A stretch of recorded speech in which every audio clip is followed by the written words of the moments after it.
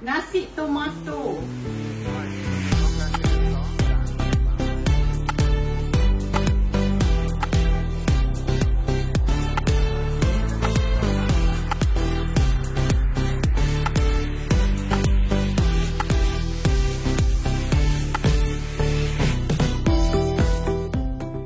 Hari ni kita nak masak nasi tomato sempena bulan puasa kan. Kadang-kadang ada satu hari ke ataupun hujung minggu di bulan puasa kita nak makan special lah, ataupun nak ajak tetamu datang rumah ke.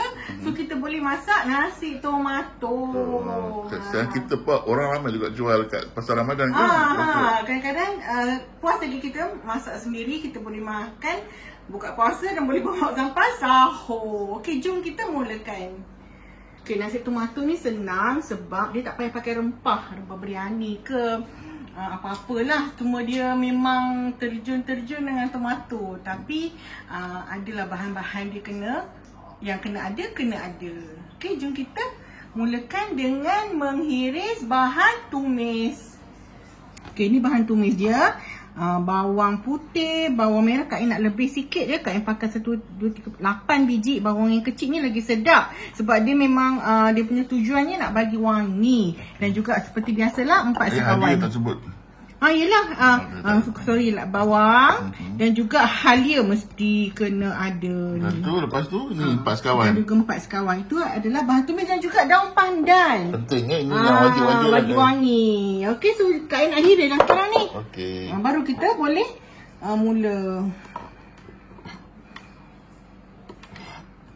Okey, macam biasa kita hiris. Jangan blend tau. Ada beza kan? Kita memang buat Kak Ain cakap lah, memang tujuannya nak bagi wangi. Kalau blend nanti dia lambat wangi dia. Kalau tak nasib baik langsung tak wangi. Kalau you nak blend, masa kita masuk air tu boleh blend. Tapi rasa Kak Ain tak payah lah. Untuk nasi tomato tak payah. Kadang-kadang untuk nasi biryani je. Nasi biryani dia kena ada flavor macam-macam rempah. Nasi tomato tak payah sebab kita takut rasa tomato tu nanti tenggelam. Betul tak bang? Betul. Tapi kena pastikan rasa tomato tu keluar lah. Jangan rasa macam nasi biasa warna merah je. Itu yang kita kena buat dekat rumah supaya kita puas hati. Wah, banyak pula Kak Ain cakap kan. Menepati cita rasa. Wow. Tak bercakap. So Kak Ain ni pakai 8 biji tau. Kalau you all nak kurangkan 5 pun boleh. Tak ada masalah. Okey, nak tumis Kak Ain gunakan 3 bahan. Okey, kenapa ya? Kak Ain masuk minyak dulu dalam 3-4 sudu besar. Lepas tu Kak Ain akan masukkan ghee 1 tin kecil. Ghee ni memang orang kata compulsory lah, nak sedap. Lepas tu Kak Ain akan masukkan butter. Butter pula. Okay, nanti Kak Ain tulis resepi kat bawah. Okay, Kak Ain nak cakap macam ni. Kalau kita masuk semua ghee, nanti bila nasi tu sejuk nanti dia cepat keras kat bahagian atas.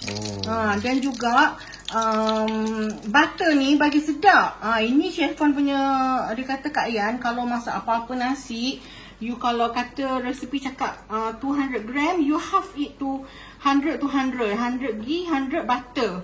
Jangan masuk semua ghee. So Kak Ain fikir kenapa? So Kak Ain cari sebabnya ialah nanti ghee tu akan mengeraskan nasi. Memanglah sedap, tapi nanti bila nasi tu sejuk, kat bahagian atas dia cepat keras tau. So kita carikan dulu ni ya. Bagi dia panas. Okey, Kak Ain bubur minyak tadi kenapa? Kak Ain bubur minyak dulu sebab takut bila kalau kita terjunkan terus ghee dengan butter dengan kuali yang panas, dia cepat keluar yang hitam tu. Dia cepat macam hangit. So minyak bubur sikit aja sebagai penyelamat. Okey, kita masukkan 4 sekawan.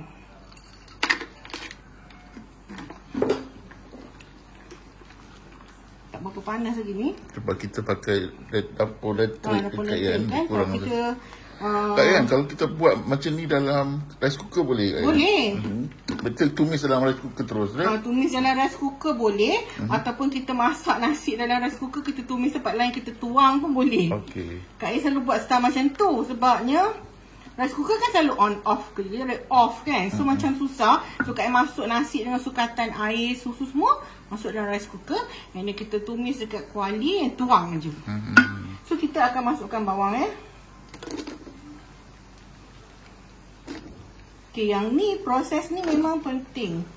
Kita kena duduk depan lah. Jangan tinggalkan.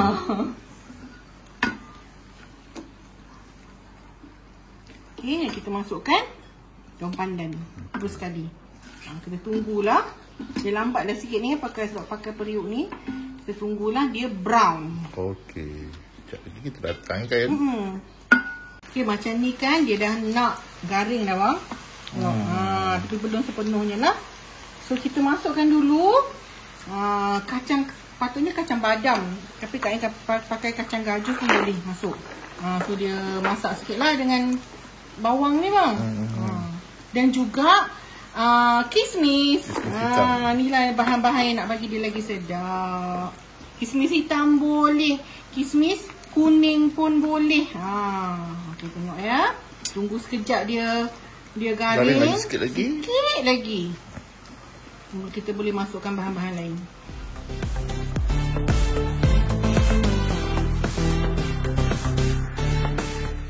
Okey, dah garing dah macam ni bawang kita. Wangi kan? Bau semua-semua tu. Okey, kita masukkan chop tomato. Ini Kak Ain pernah cakap kan? Kak Ain beli chop tomato dalam tin. Yang siap di-chop. Dia chop. Dipotong dia. Dipotong. Kalau tak ada, potonglah tomato dalam 2 biji ke. Tapi Kak Ain prefer beli yang ni sebab dia dah ada rasa manis tomato. Sedap lah, dia high quality. So masukkan. Okey, yang chop tomato ni dia bagi sedap manis tau, tapi dia tak bagi color. Jadi ada orang dia masuk tomato puri je, jadi dia kurang rasa. Kalau masuk tomato ni saja, kurang rupa. Pucat pula kurang rupa. Jadi Kak Ain masuk tomato puri dalam 4 sudu besar. Senang aja masaknya. Ni dia raya boleh buat ni. Ikut Kak Ain punya resepi ni. So 4 sudu besar tomato puri dan 1 tin tomato. Okey, dan sekarang kita akan masukkan ni Tunjuk kan. rose water. Beli satu bukan mahal pun, simpan kat rumah. Dia bagi wangi kena dengan nasi tomato. Letaklah dalam 2 orang dulu letak dalam nasi minyak kan? Mesti tau ni dia. Tengok bau dia macam bau sirap tu. Yes. So dia kedai-kedai mamak kan. Kan kalau kita bau lain kan daripada yang kita masak kat rumah, sebab dia bubuh ni. Lepas tu kita masukkan susu cair seperti biasa. Ini 1 tin, Kak Ain masuk separuh je dululah. Okey, susu sejak bagi dia berlemak. Okey, kena pula dengan kismis dengan Kak Ain. Nak bagi berlemak kan?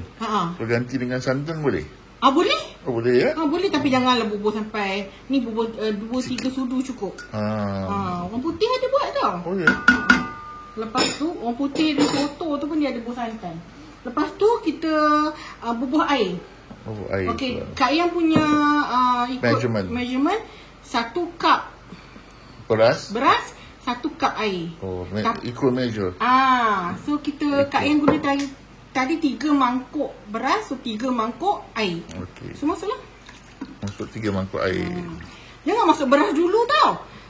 Bukan, boleh tu boleh. Kalau kita masuk beras dulu air, nanti kita kacau-kacau beras tu patah. Itu saja. Lepas tu kita masukkanlah garam. Okey. Dan kita tunggu dia mendidih dulu baru boleh masuk. Jangan masuk macam ni, nanti dia lembek. Kita masuk ni lepas dia mendidih. Masuk beras ni. Beras last sekali lah kira. Last sekali lah. Lepas tu kita tutuplah nasi nak cepat mendidih. Okey. Konsep yang sama dalam rice cooker sama. Okey. Okey, kita tengok macam mana. Wah, dia dah mendidih. Maknanya kan dia punya bahan-bahan tu dah masak. Dia dah masak tomato tengok dah keluar minyak dia, ghee semua dah naik atas. Baru boleh kita masukkan beras. So beras ni, okey Kak Ain cakap ya, beras pakai beras basmati. Beras basmati kena rendam. selama 30 minit ataupun 40 minit. Tak boleh lebih, tak boleh kurang. Jangan pula tiba-tiba nak rendam semalaman.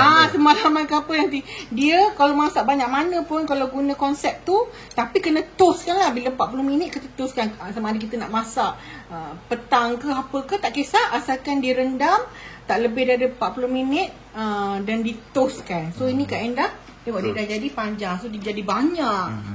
Kita masukkan lah perlahan-lahan.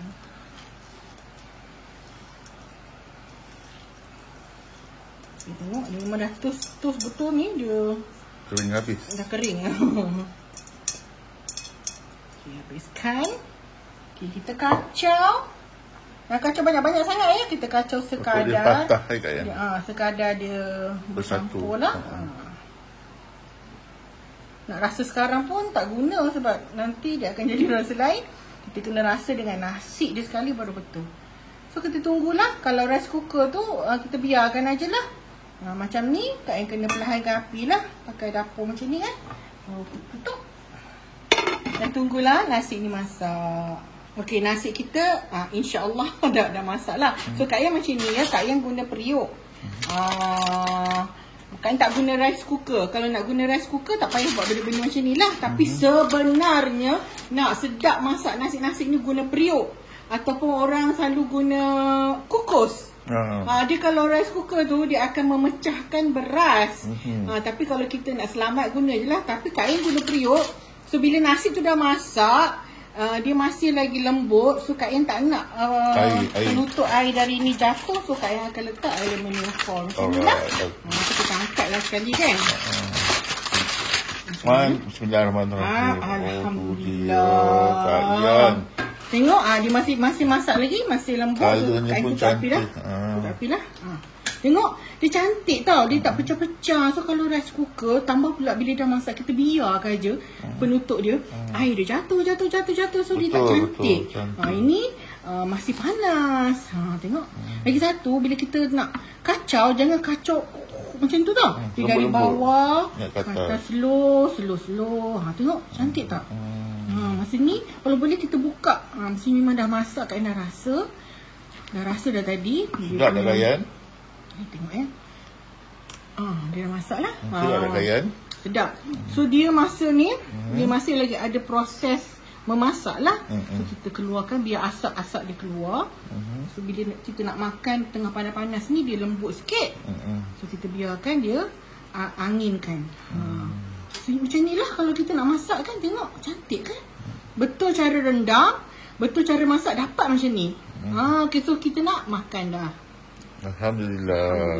Jom kita plating Kak Yan. Okay, dia nasi minyak. Nasi minyak pula bang. Nasi tomato kita tengok berderai-derai, panjang, cantik. So kita nak makan lah dengan ayam masak merah. Siapa nak tahu masak ni boleh tengok Kak Yan punya video. Tak atas ke kat tepi? Mana-mana Kak Yan, mana rasa. Tepi lah ya. Okey. Takkan nak makan seketul je, makan 2 ketul. Ini pun Kak Yan ada kongsi resepi dia. Secret tu lah. Nak bagi sedap. Ayam masak merah. Okay. Dan juga kita letak lah. Hari ni Kak Yan malas. Kak Yan buat acar timun express. Siapa nak tahu resepi tanya.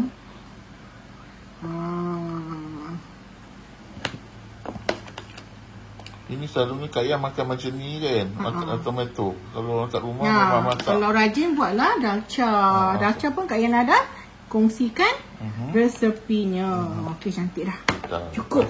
Kemudian kita tabur lah bagi lawa sikit. Daun ketumbar. Dan bawang goreng. Alhamdulillah. Okey, dah cantik. Okay, dah siap dah nasi tomato kita. Kak Yan letak ayam ni jelantah sekali. So, complete set lah. Kalau beli pasar Ramadan ni berapa ringgit kan? Seorang.